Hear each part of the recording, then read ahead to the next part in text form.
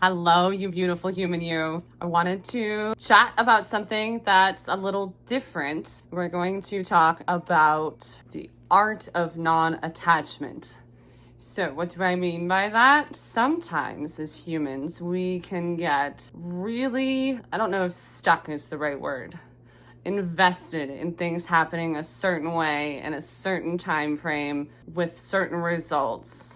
It can cause a lot of issues. So whether you're building a business or whether you are going on some other adventure, whether you're raising a family, whether you're in a relationship with someone, it comes down to what your expectations are and managing those. I'll give you an example. We'll just dive right in. When I decided to start this new adventure of what I'm doing now with business life type coaching, I didn't set out to start in that way. I started out creating a resource around homeopathy to help people be able to use homeopathy because it's different than other health modalities and ways of thinking about your body and your symptoms and the issues. And I was finding when I was talking with a lot of people that it was very difficult to be able to figure out how to use it. So when I started, I created the resource and then I was looking for a platform and I found school, jumped all in, created my homeopathy group and all of that. And it was going really well. And if I had stuck with that, I could have made it work. It would have been fine. Everything would have been great. However, I'm really glad that I didn't get stuck in believing that that was the only way. Because through the journey of the first 4 to 5 months on the platform and talking with other entrepreneurs and other people building their businesses and things like that, I had a realization. I had also been on several calls with folks talking about different things like homeschooling and homesteading and herbs and things like that. And they were like, why don't you have a school group for that? And I was like, I could definitely have all these different, groups on school about all of these different topics. But also in that process, I was finding out that I really enjoyed helping other people grow their own businesses and grow their own brands and do their thing to be able to make money to support their family or their dreams or what they wanted to succeed at. So then I had a slight pivot. I kept my homeopathy group open until November of last year. But then early July, I opened up my own space, my own group for business coaching. And I seemed to attract a lot of neurospicy folks, amazing freaking humans that didn't jive with doing business the way that most people say that you have to do business. There's no smarmy tactics. We don't do bro hustle culture type shit. The goal is to help you figure out exactly what works best for you and your people. So that way it's fulfilling and you're able to pursue your passion and your purpose in the way that behooves you, the way that's best for you. So that's when that started. And throughout the whole last year, I've had so many different opportunities, been invited on different podcasts, gotten to speak with loads of different people. I had coached people one-on-one for high ticket. I do group coaching in a low ticket, and I feel more fulfilled than ever. Doing what I do now lights me up like nothing else I've found. And if I had chosen to just believe that I had to stick with the one thing that I came here to start, I would have not experienced any of that. I would not have had the impact of being able to help people. I would not have helped a dude be able to unblock some of his mindset issues around money to go then from making nothing, having almost a zero balance in his bank account to pulling in $60K in 5 months. That's why I am such a big proponent of this. So as I continue to move forward, one of my big things that I was continuing to work on, and it's going to be an ever evolving process. It's not something that I think that is ever going to be accomplished fully in this lifetime, but I will tell you from my own experience that being able to release the expectations of what's going to happen, how it's going to happen, when it's going to happen, all of those things brings a certain amount of freedom and almost excitement to see what's going to unfold. Yes, shit's gonna happen. The world's chaotic and crazy. There's always shit that comes up that you have no control over, but you have control over, the only thing that you have control over is yourself, your inner being, what you choose and how you choose to react, what you choose to think about, what you choose to focus on.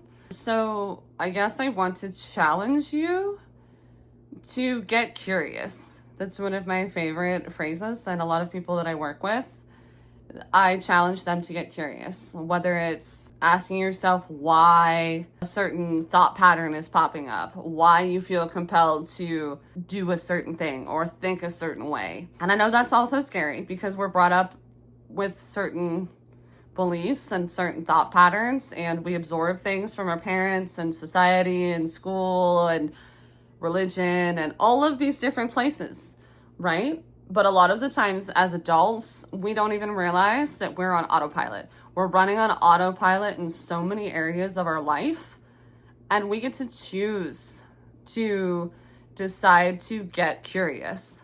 So like one of the main things that I work on with clients is figuring out, a specific, if you've got a specific thought pattern, or, oh, I can't charge that amount of money for this thing that I'm offering. I'll never be able to reach that level of such and such. Nobody's ever going to trust me to deliver on this service. Where are those thoughts coming from? That's the thing that, we don't ever get curious, right? First step is get curious. Where's that coming from? Is it coming from childhood? Is it coming from past business adventures that didn't quite go so well? Is it coming from, where is it coming from? That's the first step. Then the second step is asking what it's serving you. So we as human beings, we as biological humans don't do anything. We don't do anything unless it serves us something.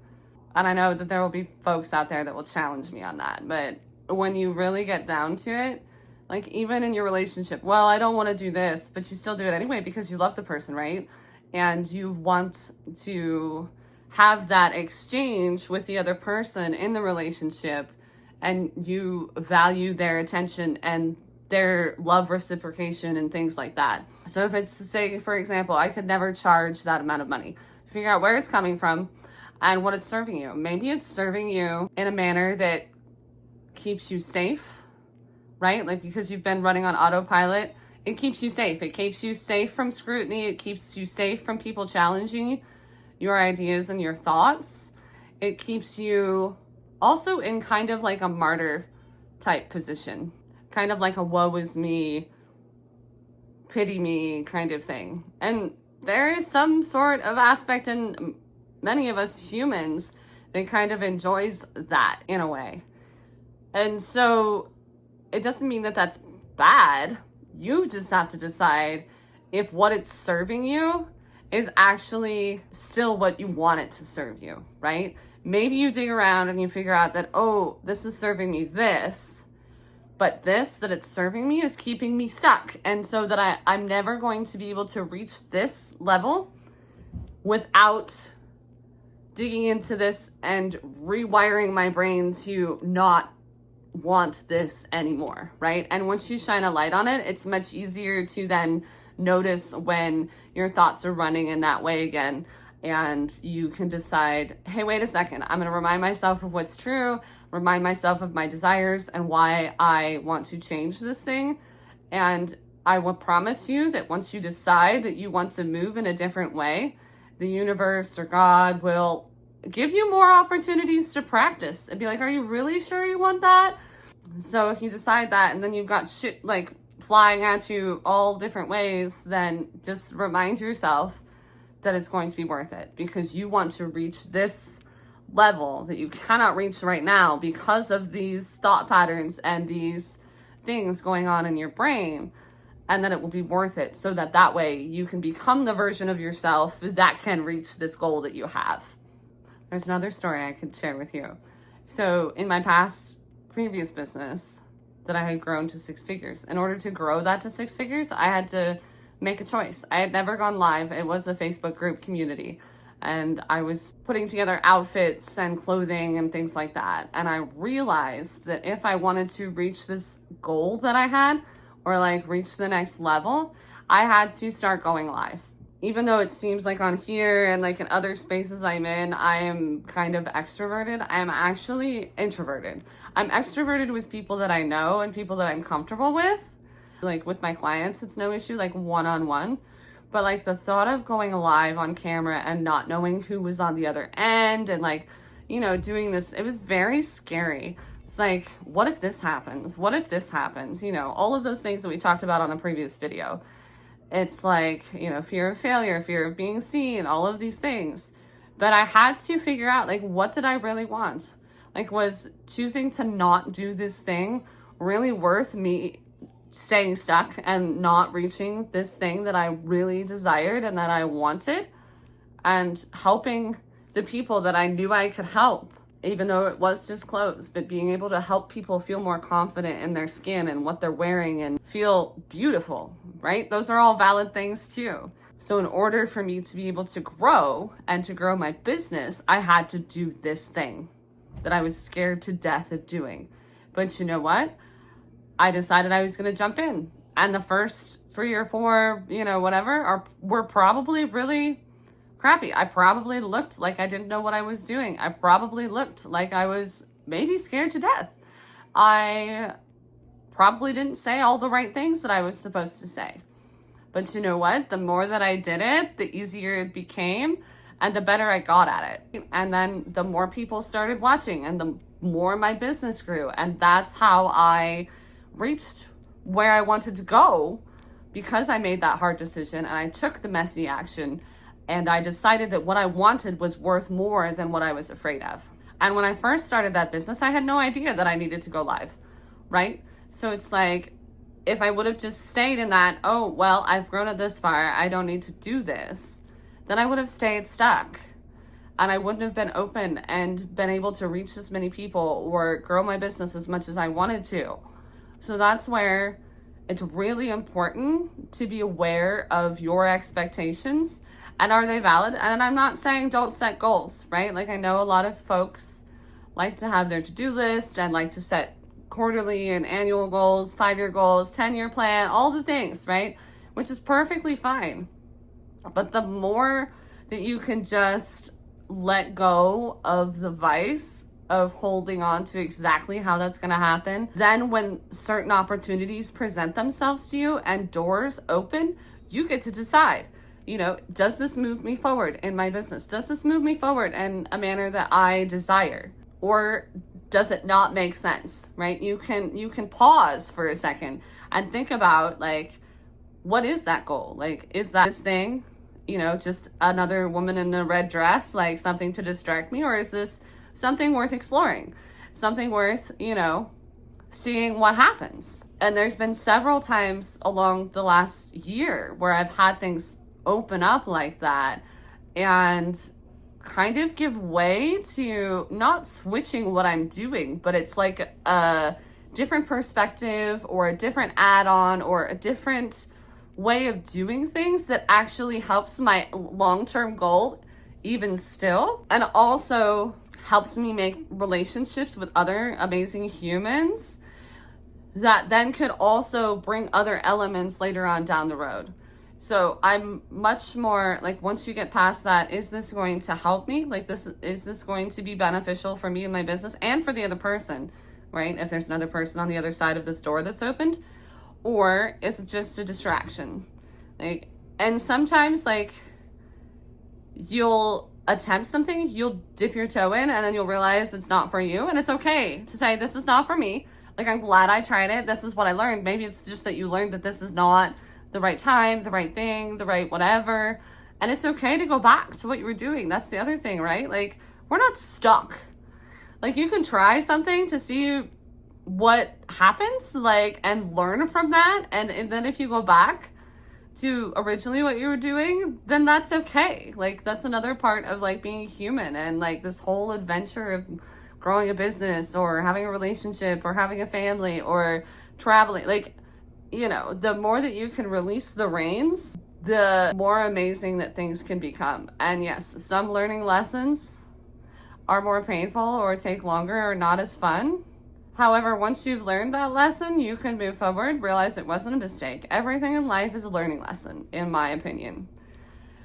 Some, like I said, are not as pleasant. Some are amazing, but you don't know if you are so afraid to try and so afraid to like release the control just a little bit, release that grip on the reins of life and how things are supposed to happen and when. There are a lot of things that you would miss. Sometimes I've had to learn that the hard way, and so that's why I'm sharing that here. So if this is something that resonated with you, I would love to hear about it in the comments. If you aren't following along yet, hit the follow button, and we will see you next week. Have a freaking amazing week, dudes.